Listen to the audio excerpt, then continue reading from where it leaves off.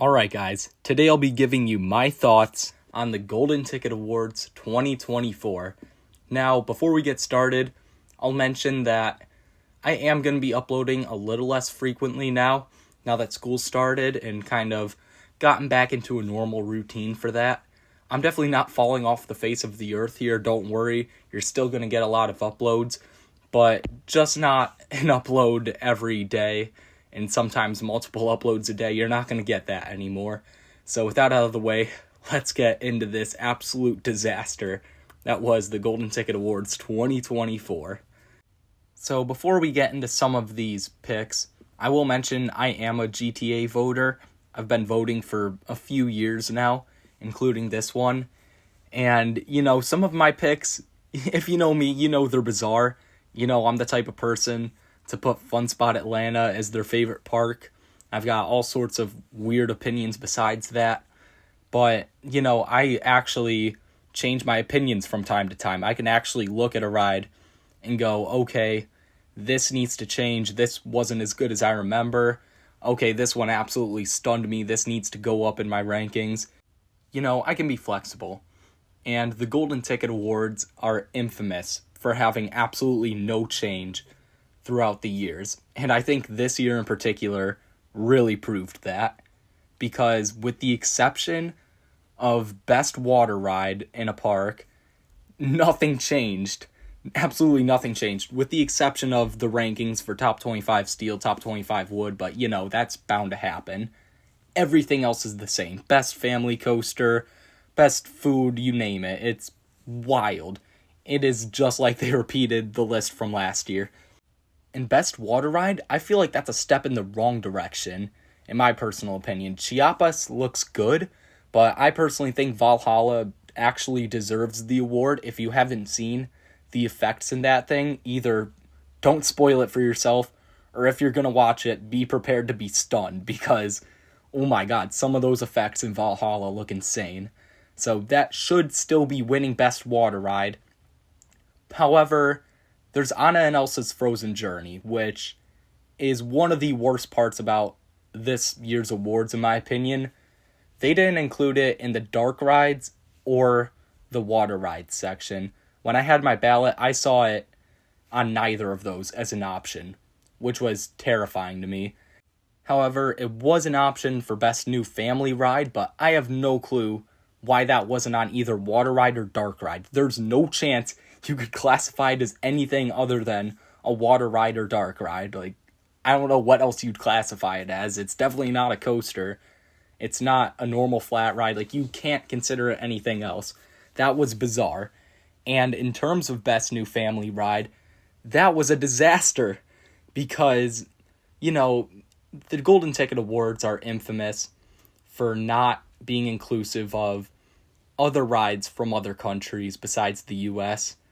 And this year really showed that off in this category when you have Anna and Elsa's Frozen Journey, one of, if not the greatest non-coaster of all time. Just the effects, the animatronics, everything on that ride looks like perfection. I mean, it's Tokyo Disney Sea with the latest technology possible. So, of course, it's just this absolute stunning masterpiece. You've also got Tiana's Bayou Adventure, which I would argue is definitely better than the actual winner. Yet, the winner of this award was Fire in the Hole at Silver Dollar City. I don't know if you guys have ridden this or seen a POV of it. I've seen a POV of it. It does not look like it should be winning any sort of awards. I am sorry. That ride looks pretty much the same as the old Fire in the Hole. Same as Blazing Fury. I mean, the effects are pathetic compared to what Anna and Elsa's Frozen Journey and even Tiana's Bayou Adventure does. Okay, people are complaining about Bayou Adventure. That thing looks like the greatest thing of all time compared to the effects and sets and everything on Fire in the Hole. And yeah, it's technically a coaster, but it's really not. You've got a few little drops that probably don't give airtime, and that's about it. So I don't want to hear that the coaster sections do a whole lot for it, because they definitely don't do a whole lot for Blazing Fury, in my opinion. Now, before we get to the most annoying thing about the Golden Ticket Awards, I will recognize that the top 25 steel coasters is probably the best it's ever been. Of course, we've still got Fury 325 stuck as number 1 when it's not even in my personal top 25. So it's probably like barely a top 100 coaster in the world, honestly. Like, it's just not that good. It should not be up there. Not even close. Shouldn't really be a top 50 steel coaster if you ask me. But anyways, besides that, we've got Velocicoaster at 2, Steel Vengeance at 3. You know, I think both those rides, especially Steel Vengeance, are a bit overrated, but at least they're more respectable than Millennium Force at 2, which got bumped down to 4, so I'm happy about that. Again, shouldn't even be sniffing this list, but, I mean, it's better than number 2. We got Iron Gwazi at 5. Great job, guys. We got Terran. We got Ride to Happiness. I was stunned to see that on the list, but I'm so happy about that. Just, wow, good job, guys. You actually did something right. We've got Zadra, again, one I think is a little overrated looking, but props to you guys for actually getting some good overseas coasters on there. We've got rides like Leviathan on the list, you know, Project 305, Maverick, all the basics. But then we've also got Voltron at 11. That's impressive that a new ride like that got that high. I'm happy about that. And then Air Force 1 at 17. Obviously, it should be at number 1. They should create a new whole category for it. But, I mean, at least it got on the top 25 this year. So I'm happy about that. Because it could have definitely not made the list, given how aggressive it is. So, yeah, the steel coaster list was pretty good. However, the wood coaster list, oh good God, this was atrocious. We've got Phoenix winning Best Woody again. Like, I don't even know if they have some sort of deal with Knoebels or something that they have to put it at number 1. It seems like that's the case with that and Fury. They're just permanently fixed at number 1. And then we got Voyage at 2. Good job, guys. And then we've got the Beast at 3. We've got Mystic, Thunderhead. Like, what are we doing, guys? This is terrible. Like, oh my God. You cannot tell me Mystic Timbers and Thunderhead are top 5 wooden coasters in the world. You cannot convince me of that. You can't convince me that they're top 20 wooden coasters. Top 25. I don't care. They're not it. They're fun rides, but they're not even in my personal top 50. They're floatery.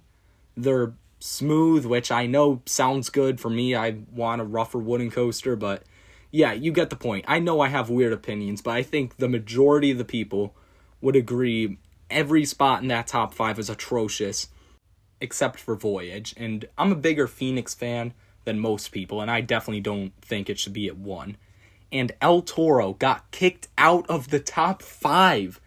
I mean, what are these guys doing? That's just terrible. We have rides like Outlaw Run getting kicked out of the top 10. We've got, of course, the Chinese Woodies and all that stuff not even showing up, like, very high at all. It's just sad. T-Express didn't make an appearance in the top 25. Which, that's another thing. I personally classify T-Express as a steel coaster now. Same with Predator. I was looking for those in the steel coaster category, and they were on the wood in my ballot. That's more like, you could argue both sides, so I'm not too mad about that. But, of course, I am absolutely pissed T-Express didn't even get an appearance in the top 25, when, if we are counting that as a wood coaster, that looks like it should absolutely demolish, chew up, spit out every other wood coaster out there. Trimless T-Express, I will say this, Trimless T-Express is the only thing I think has any sort of chance against Dairy Force 1. The start of that ride looks just berserk. Apparently the first drop is like the strength of Toros with the Sky Rush kink, so that's terrifying to think of. In the second half, like especially if you run it without the trims, all those hills just look disgustingly strong. So yeah, that should have absolutely at least gotten a top 10 appearance, especially since it's in South Korea. I get it, a lot of people haven't ridden it. But that's sort of the problem with these awards is you have to go by coasters you've ridden. And I get that you want to do that, but it prevents anything else from any other weird country from getting a mention. And that includes ultra elite coasters like T-Express Ejanica, DC Rivals, just the list goes on and on about coasters that should get more recognition in these awards. So, anyways, we'll move on to the parks list. This was kind of weird as well. The winner of this was Europa Park. I'm not surprised at all. I think, if anything, they deserve it this year because, Voltron looks incredible, top 10 in the world easily, and that entire park looks amazing, so at least it went to a park that definitely deserves it. But this was one of the most bizarre nominee lineups I have ever heard. Alright, we've got Dollywood, that's not too strange. Knoebels, it's weird, but they're GTA voters, so not too surprising. But then we got Disneyland and Tokyo Disney Sea. Disney Sea I'm actually happy about because if you're going for theming, Disney Sea is by far the best in the world by the looks of it. They're unmatched right now until Epic Universe comes out. But Disneyland? Are you kidding me? We've got Disneyland as a top 5 amusement park in the world. You've got to be joking. You do realize that Disneyland is not owned by the Oriental Land Company. Okay, this is owned by Disney. Yeah, that's just an embarrassment right there that got a nomination. Oh my god, that's bad. This is really bad. That definitely cancels out Disney Sea getting a mention there. That was something special to see. So despite how disastrous that was, there is something that really takes the cake as the dumbest thing I have ever seen in the Golden Ticket Awards, like the entire history of this. We've got Best New Attraction of the Year. This is not Best New Coaster. Voltron won Best New Coaster. It absolutely deserves it. It was either that or Hyperia. If anything other than those two won, I was absolutely going to break my phone because that's what I was watching on.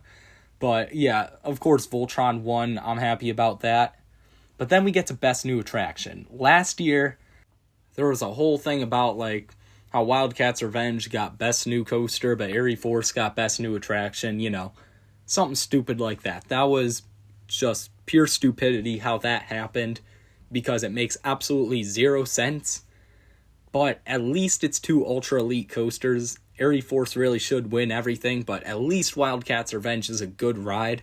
So I was okay with that. This year, however, and before I even announce the winner for this, I will mention rides like Good Gravy and Bobcat get a nomination for this, and Hyperia doesn't, which makes zero sense. It got a nomination for Best New Coaster, but doesn't get a nomination for Best New Attraction. It's mind-boggling how this thing works. It's just pure stupidity. However, what's really the nail in the coffin here is the fact that Voltron did not win Best New Attraction. In fact, it went to Fire in the Hole.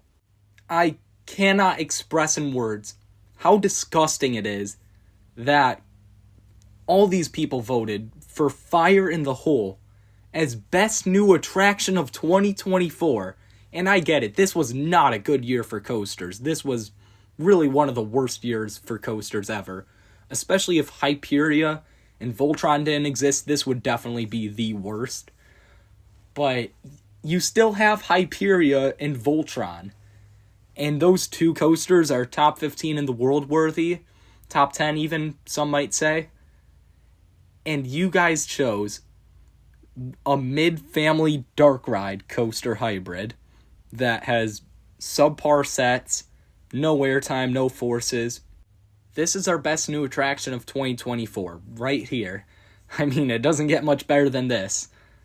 And it's got the Wildcats Revenge Airy Force 1 problem again, where they're both coasters that won. So how is one not the winner of both? I don't know. However, this case is much worse than Airy Force 1 and Wildcats Revenge, because at least those are both world-class coasters.